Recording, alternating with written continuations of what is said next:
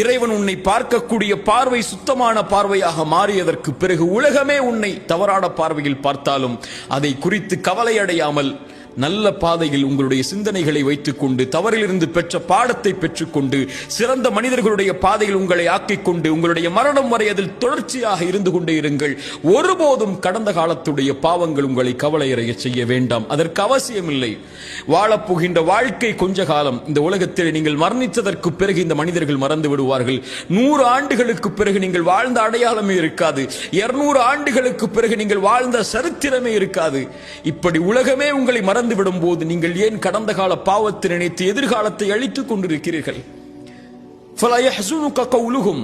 அப்படி மனிதர்கள் உங்களுடைய பாவத்தை நினைவு கூர்ந்து கொண்டே இருந்தால் அவர்களுடைய வார்த்தை உங்களை கவலையடைய செய்ய வேண்டாம். இறைவன் அறிந்தவன் மறைப்பதையும் வெளிப்படுத்துவதையும்.